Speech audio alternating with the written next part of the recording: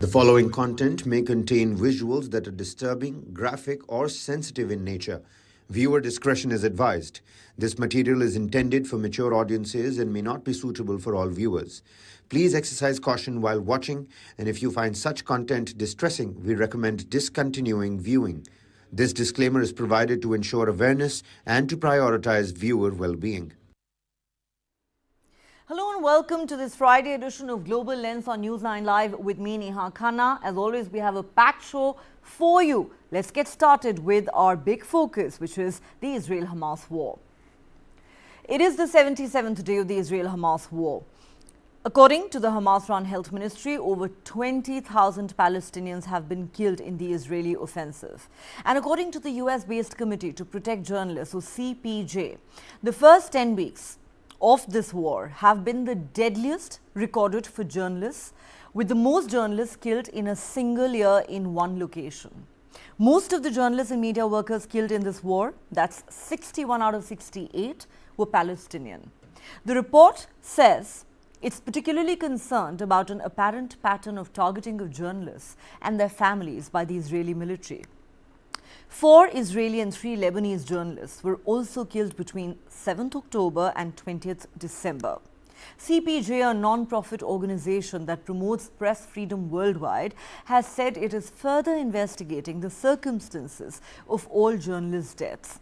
It said such efforts in Gaza were hampered by widespread destruction and by the killing of journalists' family members, who typically serve as sources for investigators looking into how the journalists died.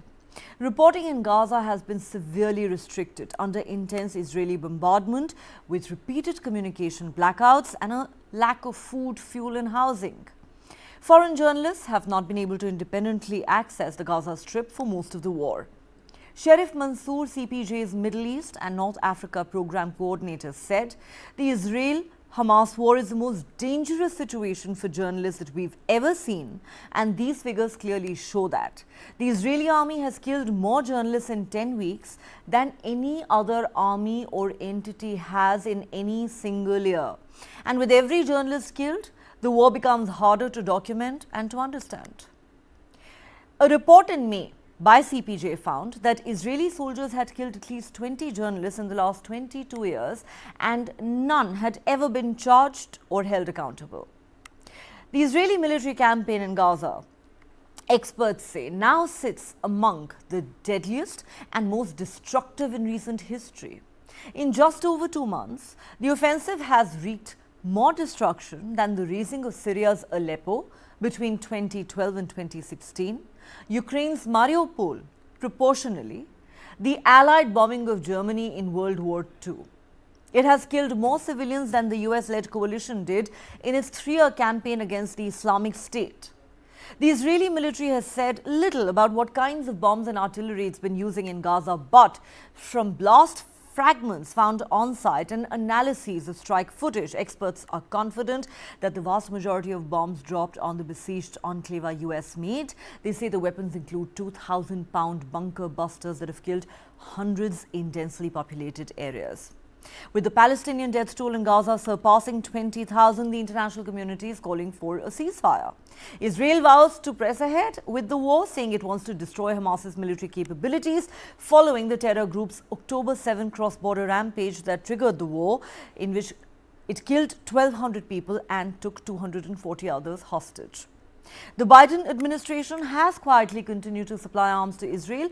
Last week, however, President Biden publicly acknowledged that Israel was losing international legitimacy for what he called its indiscriminate bombing of Gaza. Israel's offensive has destroyed over 2/3 of all structures in northern Gaza and a quarter of buildings in the southern area of Khan Yunis. The percentage of damaged buildings in the Khan Yunis area nearly doubled in just the first 2 weeks of Israel's southern offensive. That includes tens of thousands of homes, schools, hospitals, mosques, stores. UN monitors have said about 70% of school buildings across Gaza have been damaged. At least 56 damaged schools served as shelter for displaced civilians. Israeli strikes damaged 110 mosques and 3 churches. Israel holds Hamas responsible for civilian deaths by embedding their terrorists in civilian infrastructure. Those sites also shelter multitudes of Palestinians who fled under Israeli evacuation orders. By some measures, destruction in Gaza has outpaced the Allied bombings of Germany during World War II. Between 1942 and 1945, the Allies attacked 51 major German cities and towns, destroying about 40 to 50% of their urban areas. This amounted to 10% of buildings across Germany compared to over 33% across Gaza, a densely populated territory of just 140 square miles. The US-led coalition's 2017 assault to expel the Islamic State from the Iraqi city of Mosul was considered one of the most intense attacks on a city in generations. That 9-month battle killed around 10,000 civilians, a third of them from coalition bombardment. During the 2014 to 2017 campaign to defeat ISIS in Iraq, the coalition carried out nearly 15,000 strikes across the country. By comparison, the Israeli military said last week it conducted 22,000 strikes in Gaza. The Israeli military is also dropping unguided dumb bombs. Several experts have pointed to two pictures posted by the Israeli Air Force on the social media at the beginning of the war, showing fighter jets stocked with unguided bombs.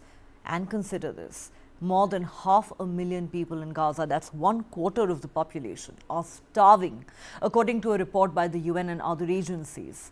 The report highlights the humanitarian crisis caused by Israel's bombardment and siege of the territory in response to Hamas's 7th October attack. The extent of the Gazan population's hunger eclipsed even the near famines in Afghanistan and Yemen of recent years, according to the figures in this particular report. The report has warned that the risk of famine is increasing each day, blaming the hunger on insufficient aid entering Gaza. It doesn't get any worse, said Arif Hussain, chief economist for the UN's World Food Programme. He goes on to say, I have never seen something on the scale that is happening in Gaza and at this speed. Our forces continue to deepen their ground incursion in northern and southern Gaza. Since the end of the pause in fighting in the ground operation in Gaza, our forces killed more than 2,000 terrorists from the air, sea and land. We increased the number of combatants in Eastern Khan Yunis, and we are operating there with determination with 5 infantry units and broad engineering forces, with a focus on underground fighting to remove the terrorists, to wait for them above ground and fight them when they come out, and to get Hamas out of this territory. We are fighting until victory. We will not stop the war until we achieve all its goals, that is destroying Hamas and releasing all our hostages. What I suggest for Hamas is very simple: surrender or die. They will not have any other choice. And after we destroy Hamas, I will do everything in my power to ensure that Gaza does not possess a threat to Israel, not Hamasistan and not Fatahistan. What is happening in Gaza is unprecedented, both in terms of its scale, but also how quickly it is happening. You know, in the world right now, there are about 130,000 people who are in catastrophic levels of hunger, meaning they're starving. In Gaza, more than 500,000. That is 4 times more. And that is what makes this totally unprecedented. But we need to make sure that people have food, people have water, they have shelter, they have sanitation. And for all of those things to happen, we need border crossings open so these commodities can come in.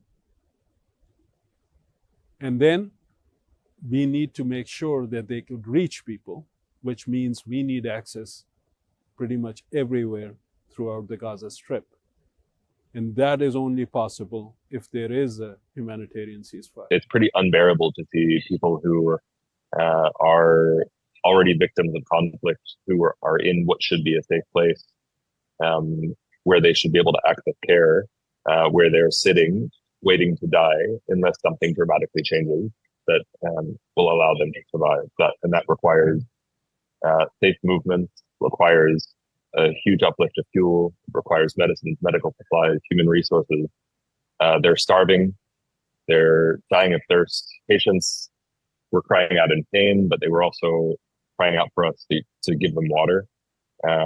It's pretty unbearable to see somebody with, cast on multiple limbs, external fixators on multiple limbs, who are just asking for a drink of water. Almost no IV fluids available. An unprecedented situation at so many levels. To make sense of it, we are joined on Global Lens tonight by Hasina Kharbi, founder and chairperson of Impulse NGO and a human rights activist. She joins us from Meghalaya. Dr. Ido Zelkovitz, the head of the Middle East Studies at Israel Valley College, joining us live from Haifa in Israel. And completing the panel tonight is Irina Sukuman, national security and geopolitical analyst, joining us live from New York. I'll go across to my guests in just a moment to discuss these staggering statistics. But before that, we need to slip into a quick break, dive into unparalleled financial wisdom with Money9, the ultimate app to decode finance and real-time pocket cash. Get a hold of your financial journey starting now. जानना है तो देखिए, समझना है तो सुनिए, सीखना है तो पूछिए, और कमाना है तो खरीदिए। जानकारी, सलाह और निवेश सब एक ही सुपर ऐप पर। पैसे का सवाल है तो जवाब है Money9। आजादी पैसे की, अभी डाउनलोड करें। All right, let's now dive straight into our discussion on the worsening humanitarian catastrophe in Gaza. I want to begin with Hasina Kharbi, a well-known human rights activist here in India. Hasina, I have listed some of the statistics which, by any stretch of imagination, are absolutely staggering and paint a devastating picture. The US-based Committee to Protect Journalists, or CPJ, has said that the first 10 weeks of the war have been the deadliest that have been recorded for journalists. 61 out of 68 of those journalists who were killed in Gaza were Palestinian. The CPJ says the Israel-Gaza war is the most dangerous situation for journalists that we've ever seen. The Israeli army has killed more journalists in 10 weeks than any other army or entity has in any single year. And then there are reports or analyses that suggest that the Israeli military campaign in Gaza is amongst the deadliest and most destructive in recent history. In just over 2 months, the Israeli offensive has wreaked more destruction in Gaza than the razing of Syria's Aleppo, Mariupol in Ukraine, and the Allied bombing of Germany in World War II.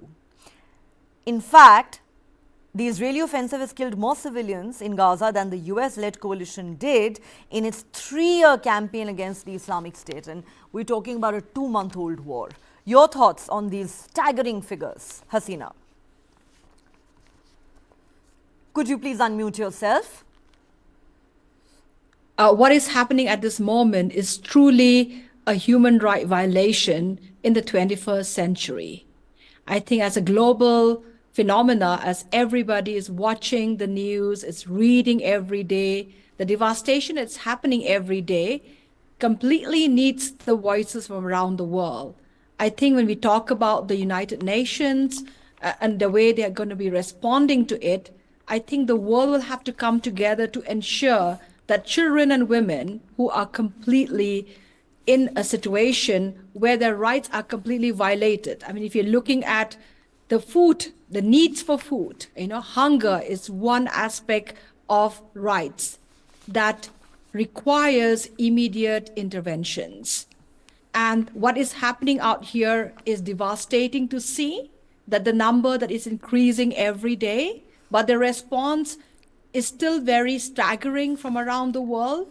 And I think it's time that the UN brings all the member countries together to take a stand that in the 21st century, you cannot see it, you cannot allow any kind of violation such as what is happening. You cannot allow people dying of starvation. You cannot allow people being at risk, especially women and girls, looking at from their rights and the perspective. Okay, Dr. Ido Zelkovitz, let me come to you. I have mentioned these statistics about how this war has proven to be the deadliest for journalists in recent history.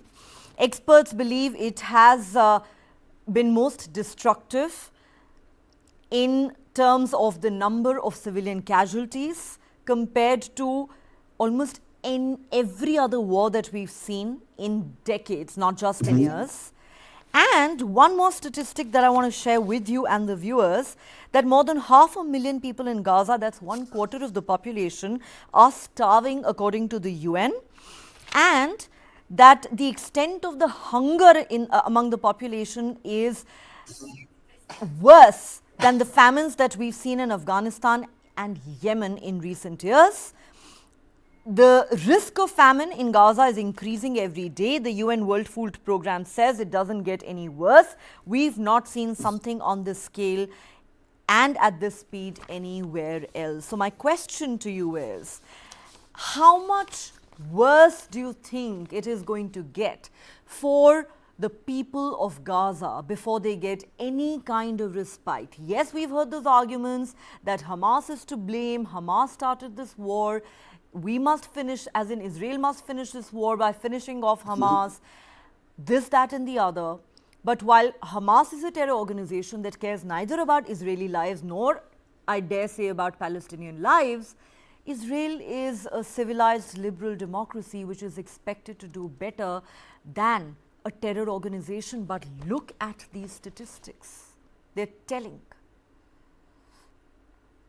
Unfortunately, and I say really, unfortunately, Hamas brought a terrible disaster on the Gaza Strip. And all of the Palestinians in the Gaza Strip are suffering because of this terrorist regime. During these very hard times, Israel is operating according to the lines of the international law. I don't know another stories in world history that a country that have been attacked in the war, in the war, let humanitarian supply goes inside the Gaza Strip on a daily basis. You can see all of the trucks that goes from the Egyptian borders are entering into the Gaza Strip, bringing food and water and even fuel that have been taken by Hamas terrorist regime in order to serve as military infrastructures. Israel do it, even it's going against its own strategic needs. I will not say there is no humanitarian crisis in the Gaza Strip. There is a humanitarian crisis, and most of the people in Israel feeling very, very sorry for this humanitarian crisis. But Hamas terrorist regime is the one to blame. When you are in a war, you should operate according to the international law, but there is only one main goal that you should achieve, and this is the win. According to the numbers that you have been quoted, I want to add some notes. First, we should remember that Hamas is operating in a civil clothes and inside the population itself. We know, according to the Israeli intelligence and other military experts around the world, that Hamas casualties is around between 8,500 to 9,000. So this one number that we should take in mind when we are talking about casualties and the number of deaths in the Gaza Strip. Another number that we should also take into account, and I say it very, very, and another number we should take into account, and I said it with a great sorrow. I mean, as a human being, I feel a great sorrow for every person that have been killed or injured in this war. But Hamas, working in a cynical way, if you're talking about journalists that have been killed and the numbers are pretty high, one should also remember that some of these journalists, in brackets, are part of Hamas mechanism. Some of them came with Hamas in the 7th of October into Israeli soil to document their terrible massacre. They are part of Hamas mechanism. Hamas also, by the way, got his own 3 different channels: TV, radio station, and independent news agencies that serve them.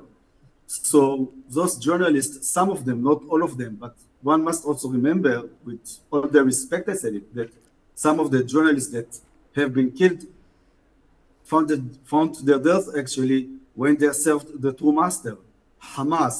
Besides it, I feel very sorry for every journalist that have been killed. This is a huge tragedy that Hamas brought on the Gaza Strip when they decided on the eve of 7th of October to massacre Israeli civilians and to try to create a genocide on the southern border of Israel.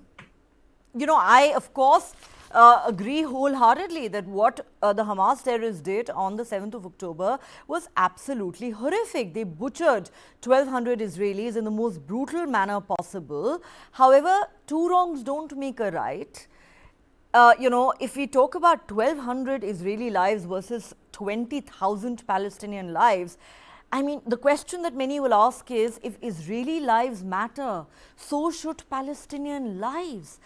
The number is absolutely staggering, even if Israel goes on disputing those figures. Let's not forget that there are agencies like the United Nations that are also working there on the ground. So let me take this to Irina Sukerman. Irina Sukerman, you know, I have talked about how this war, which is barely 10 weeks old, has proved to be the deadliest ever for journalists.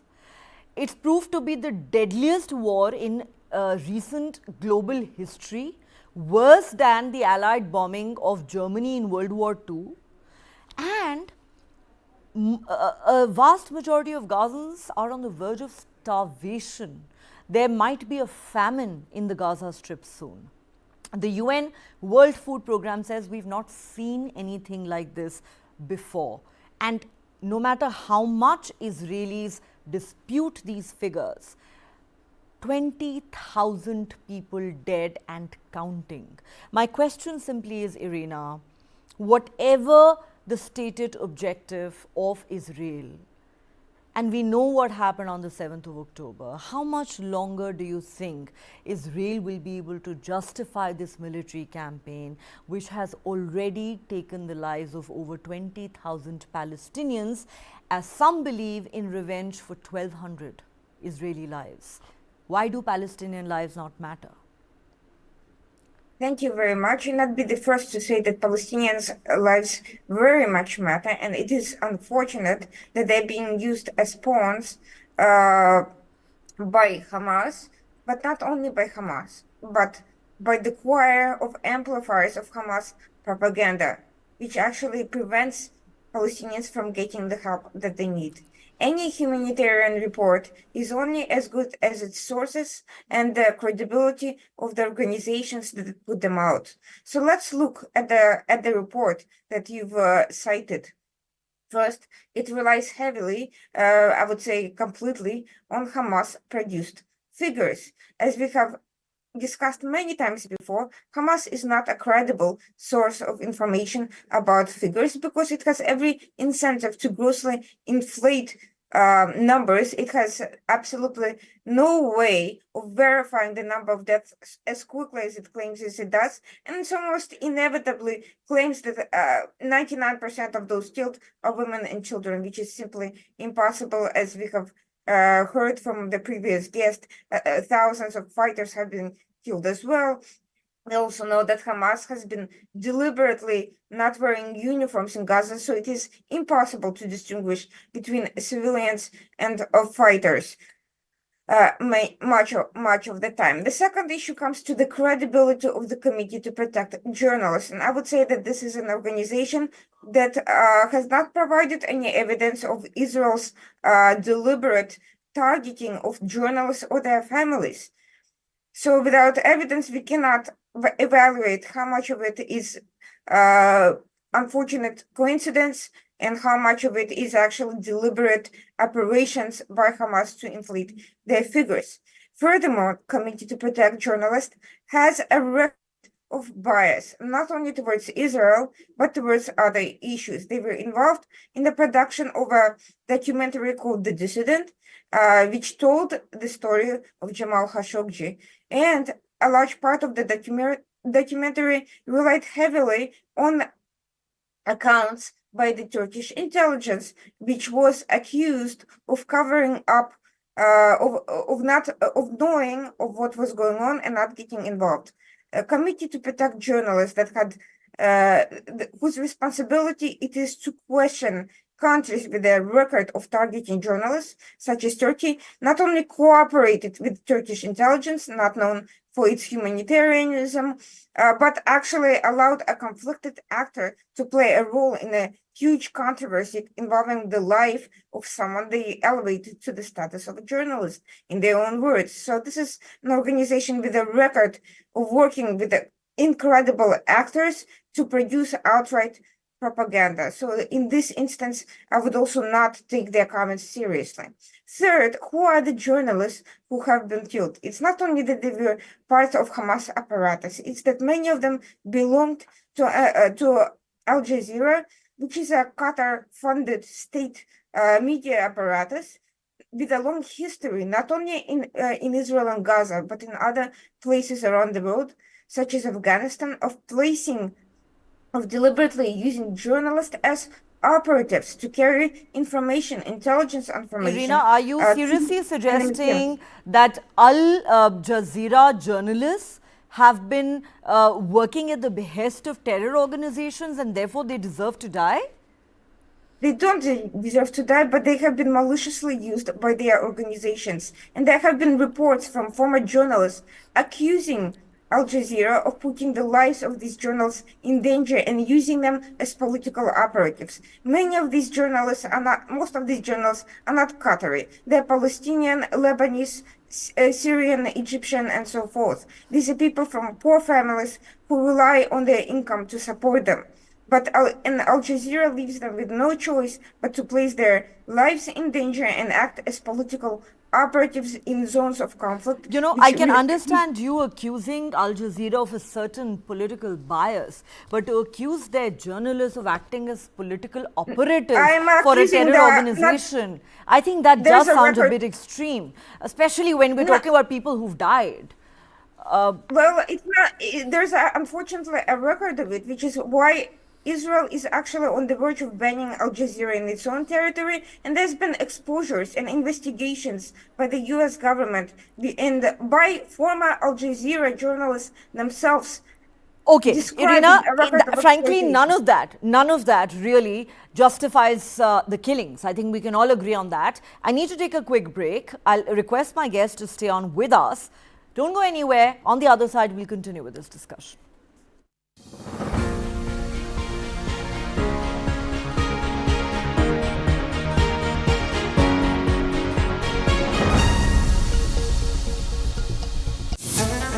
It was my 14th birthday.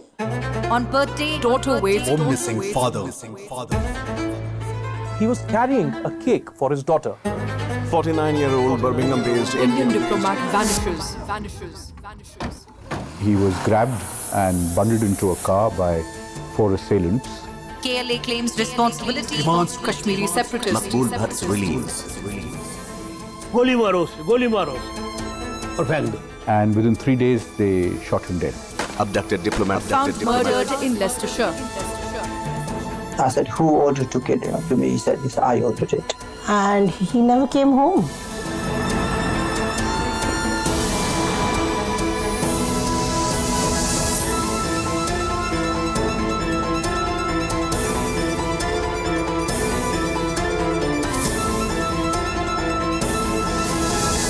Stop searching. Start streaming.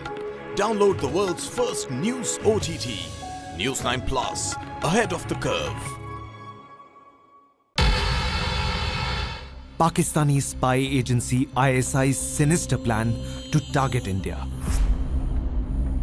Training women to honey trap top civil and military officials. Counter honey trapping ops initiated by India. But gullible victims still caught in the web. Top military intelligence experts break down the web of deception. Colonel Hani Bakshi explains the phenomena of honey trap. जहाँ पे भी आपको लगेगा, उनको लगेगा कि there is a person who is susceptible to women, who's making a lot of women friends on the social media. That is where they will make a spoof account and then start luring the person. Colonel Pavitran Rajan decodes the psyche of the victim and the predator. But when you go up the chain, no one enforces it to people at the top. That disciplinary regime and the security regime is not enforced at the top. And they usually have a public profile where it is much more easier to approach that person. A News9 special on how modern technology has added teeth to the ancient spying tactic. Our story takes you inside Pakistan's honey trap machine.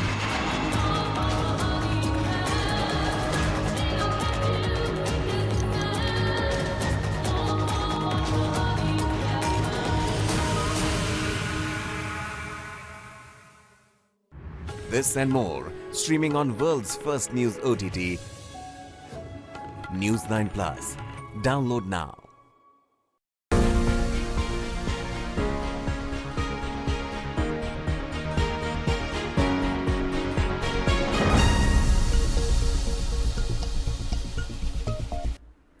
Welcome back. We're talking about the devastating humanitarian catastrophe that's unfolding in Gaza as the Israel-Hamas war rages on. Let me go back to Hasina Khadbi at this point. Hasina, we've talked about how, a huge percentage of the Gazan population is starving.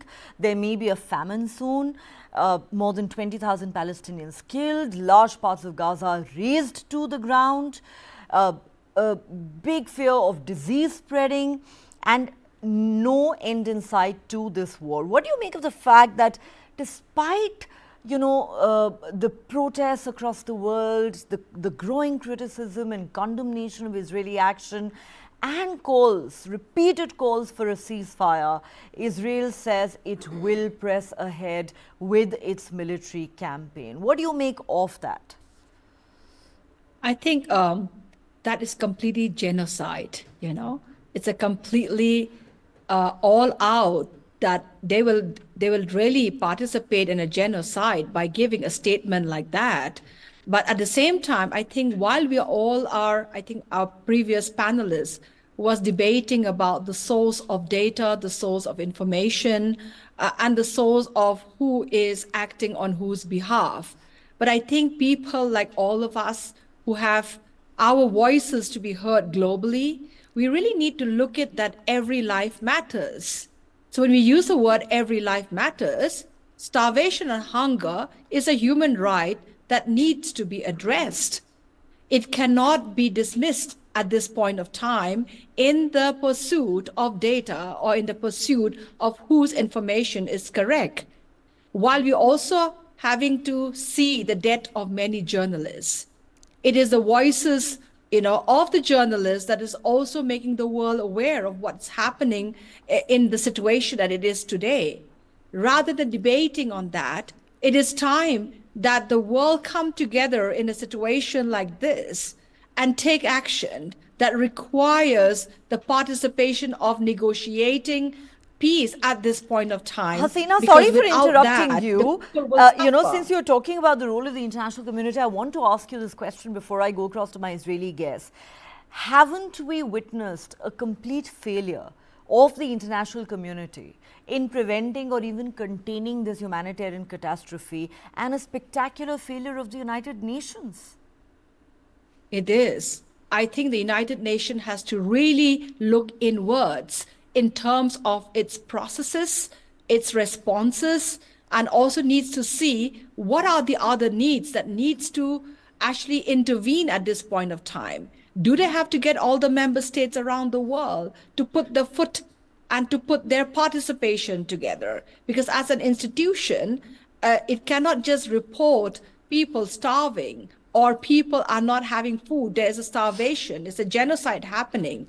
It needs to respond, and that's why the United Nations is there. It is there to be able to negotiate that processes, no matter what the situation, which is political. It's still a debate, I would say. So I think it's really, really critical that the institution like United Nations will need to look inwards and will also need to respond by getting more member states to participate to address issue like this. So this genocide can be stopped, and humanitarian aid can reach out to the people who are worstly affected at this moment.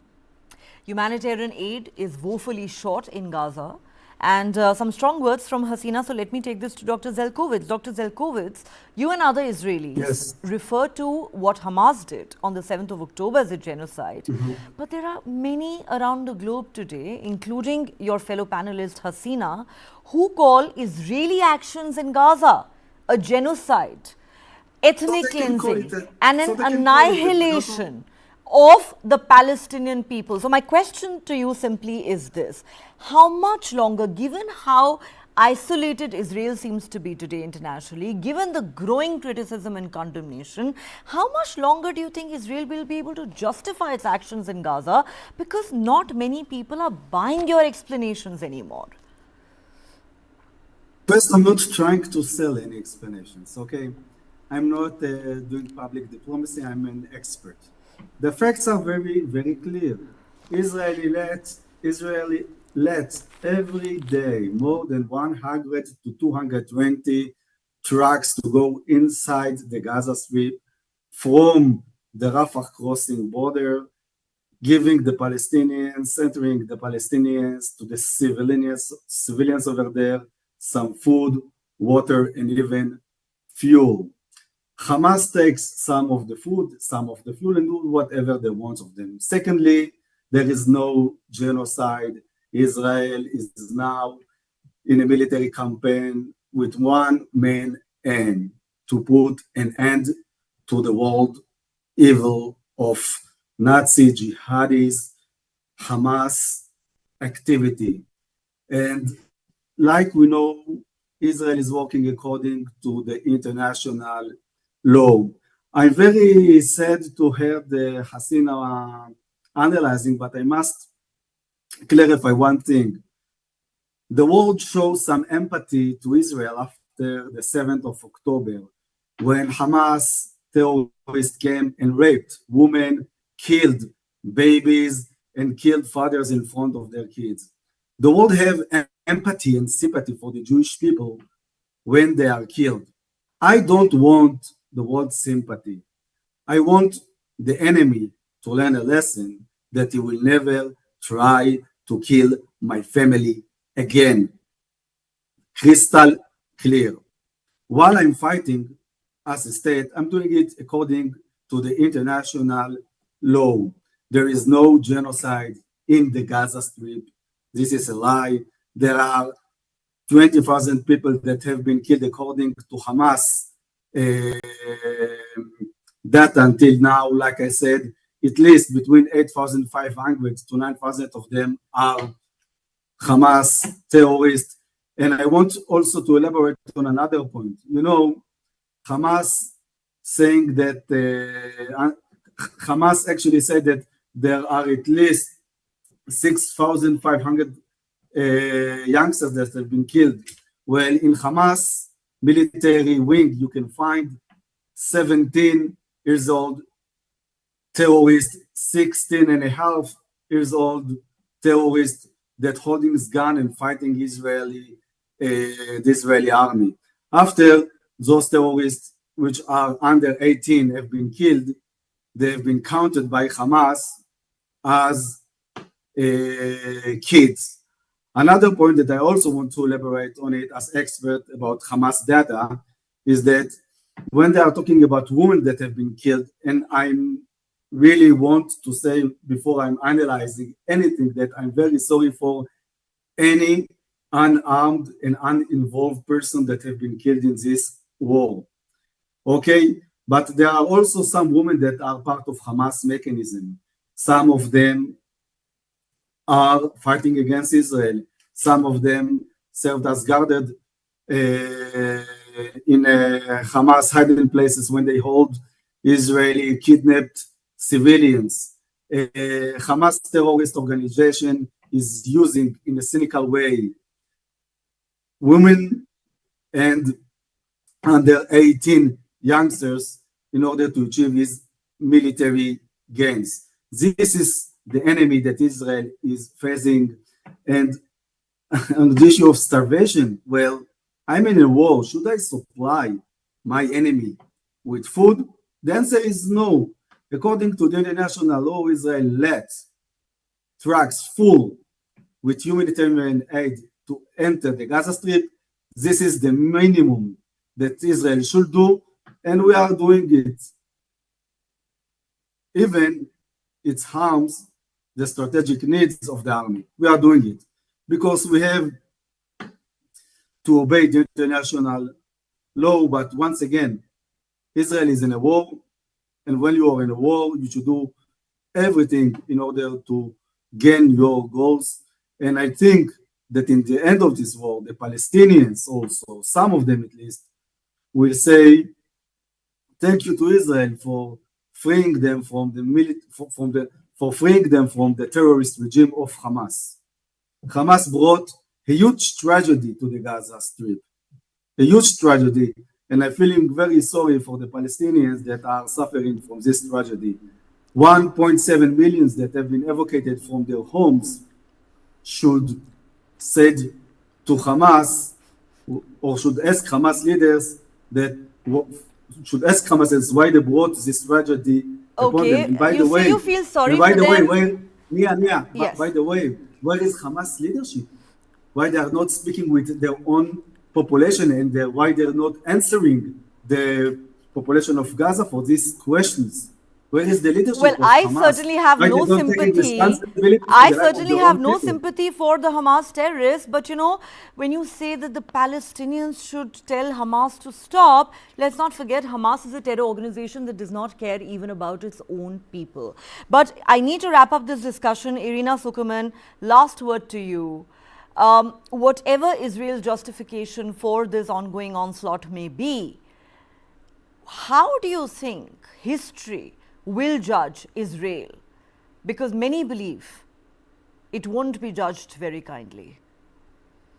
Well, thank you very much again for this meaningful discussion. I'll start by saying that I disagree with Ms. Hasina. I think truth and facts matter, and I think they matter because terrorist organizations use disinformation to dupe the international community into pushing for policies that will hold Palestinians hostage to Hamas forever. Hamas' goal in all of this is to force Israel out of Gaza prematurely before it can liberate the Gaza from Hamas, even as increasing numbers of Palestinians blame Hamas, not just Israel, for the humanitarian disaster occurring, and that's according to credible sources such as the Wall Street Journal. Second, when we are speaking about the scope of this humanitarian disaster, Israel offered a week-long ceasefire in exchange for 3,000 of its hostages. Hamas rejected that possibility and demanded complete withdrawal of Israel without offering anything to in return, which is an impossible situation. Hamas needs to go, and everyone agrees with that. US agrees with that, Israel agrees with it, and many other countries do as well. Third, Israel has been open to all sorts of diplomatic engagements with Egypt, with Qatar, with the United States. When the United States asked Israel to put its own forces in danger by using smaller units to focus on Hamas leadership, despite the fact that there's much more to Hamas than just its top leadership, Israel has agreed to do so, and is doing so at a great risk and at a loss of life to its own forces. Okay. But where is the pressure on Hamas to take steps to prevent the humanitarian disaster. We are not hearing from anybody in the world that Hamas needs to release hostages and that it needs to release Actually, that its is own not true. That population. is not true, Irina. I think enough countries have said that Hamas needs to release those hostages. But like I keep saying, at the risk of repeating myself, Hamas is a terror organization that does not even care about the Palestinian people. However, a liberal, civilized democracy like Israel is expected to do better than a terror organization. I'm completely out of time now. Like I said, ultimately, it is history that is going to judge Israel. And going by what's happened so far and these heartbreaking statistics and the ground situation in Gaza, perhaps many will continue to question the Israeli action in Gaza.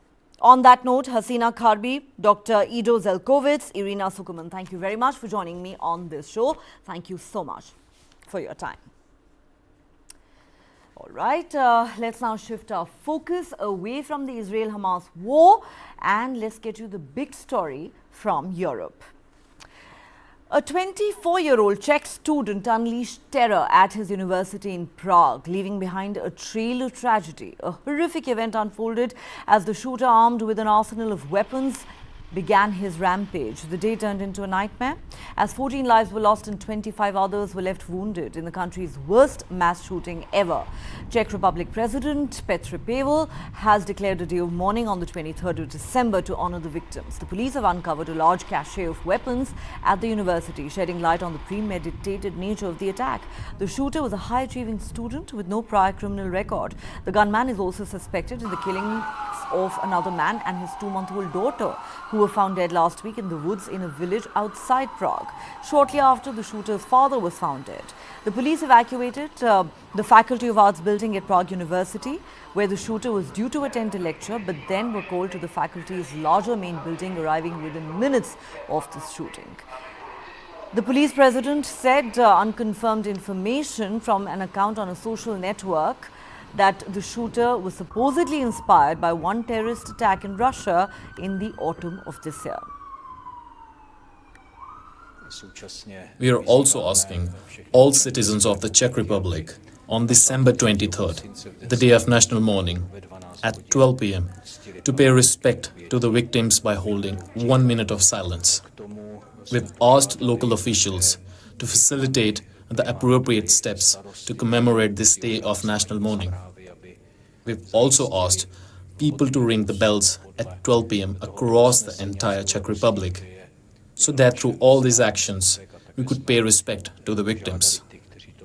From what happened in the beginning, there was a couple of bangs. I didn't even realize it's a shooting. Then suddenly there were students and teachers running out of the building of the philosophical faculty. I went through the crowd, not realizing what actually is really going on, because as probably a lot of people, I wasn't just ready to admit that something like that could happen in Prague. When I got through the crowd and I realized that there are the policemen, fully equipped with the automatic rifles, covered in Kevlar helms, Kevlar vests, I realized that, okay, this is something going on, this is wrong. And in that moment, they also started to shout at me to go away, to run away. I parked at the garage and was walking up the stairs, across from the university. Then there was one shot, another shot. I called a friend and suddenly police were shouting. The building manager told us to go hide in cars. And suddenly, the police rapid response squad came. They didn't know who the shooter was. It looks like it's something totally unprecedented, and I think everybody is completely shaken. For us, it's even worse because we are locals and because we are graduates. We go there sometimes to visit. If we had been in the wrong place at the wrong time, it could have affected us much more than just the fact that it happened a few meters away from us. All right, let's now get to our next story from the United States of America. Former New York Mayor and close Trump aide Rudy Giuliani has filed for bankruptcy amidst a barrage of legal challenges and mounting debts. Rudy Giuliani, once hailed as America's mayor in the aftermath of the 9/11 terror attacks, has faced a tumultuous downfall following his involvement as former President Trump's lawyer post the 2020 presidential election in the US. The bankruptcy filing submitted in a New York court reveals Giuliani's staggering liabilities ranging between $100 million and $500 million. And dwarfing his assets of $1 million to $10 million. Giuliani filed for bankruptcy just days after he was ordered to pay $148 million to two former Georgia election workers falsely accused of fraud following Donald Trump's 2020 presidential election loss. A spokesperson for Giuliani, who no longer works as Trump's lawyer, said the bankruptcy filing will give him time to appeal the $148 million penalty and ensure that other creditors are treated fairly. Spokesperson Ted Goodman said no person could have reasonably believed that Mayor Rudy Giuliani would be able to pay such a high punitive amount. However, this bankruptcy might not absolve Giuliani from all his debts. Legal experts say the defamation penalties, like the one owed to the Georgia election workers, might persist despite the filing. Giuliani's claims of election fraud led to severe threats against the workers, prompting a federal judge to mandate immediate payments. Giuliani's legal woes don't end there. He also faces criminal charges relating to election subversion in Georgia alongside Trump and other co-defendants. Additionally, his law license has now been suspended in New York and he is facing potential disbarment in Washington. The bankruptcy filing reveals a list of creditors including President Biden's son Hunter Biden and a former employee Noel Dunphy, each embroiled in separate legal disputes with Giuliani. Hunter Biden accuses Giuliani of privacy violations, while Dunphy alleges sexual assault, harassment, and wage theft. All claims staunchly denied by Giuliani. All right, French President Emmanuel Macron has accepted Prime Minister Narendra Modi's invitation to serve as the chief guest at the 2024 Republic Day celebrations here in New Delhi on the 26th of January. Macron took to social media platform X and said a short while ago, "I'll be here to celebrate with you," thanking Prime Minister Modi, whom he referred to as my dear friend. Macron is the sixth French leader who will be the chief guest at India's Republic Day parade. And as we wrap up this edition of Global Lens, let's now get you some news from Hollywood. Hollywood has been rocked yet again by allegations of sexual assault, this time against renowned actor Vin Diesel. Vin Diesel faces serious accusations as a former assistant, Asta Jonasson, filed a lawsuit in a Los Angeles court alleging sexual assault during the filming of the movie Fast 5 in 2010. Jonasson claimed she was fired shortly after the incident. According to the lawsuit, the assault occurred in an Atlanta hotel room during their work on Fast 5. Jonasson accused Diesel of forcibly groping her and kissing her following a night where he entertained multiple women. Jonasson's lawyer has emphasized on the need for accountability, saying sexual harassment at the workplace will never stop if powerful men are protected from accountability. We hope her courageous decision to come forward helps create lasting change and empowers other survivors. The lawsuit detailed Jonasson's account of Diesel allegedly ignoring her non-consent and escalating the situation by forcing himself on her despite her protests. The suit said the message was clear. Ms. Jonasson was fired for courageously resisting Vin Diesel's sexual assault. Vin Diesel would be protected and his sexual assault covered up. This accusation is not new in the entertainment industry. Jonasson joins a growing list of women who've come forward with allegations of sexual misconduct since the Me Too movement's inception in 2017 after revelations about movie producer Harvey Weinstein, who is now in jail. All right, that's all the time we have on this edition of Global Lens. If you have been, thanks so much for watching. Hope you have a great weekend ahead. See you again on Monday.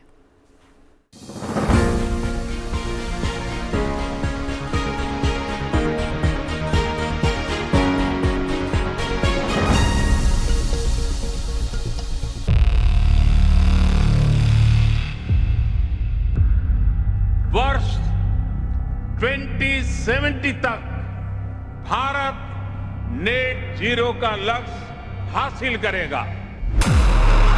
There's certainly a wall of capital coming into the clean tech, climate tech space not just in India but across the world.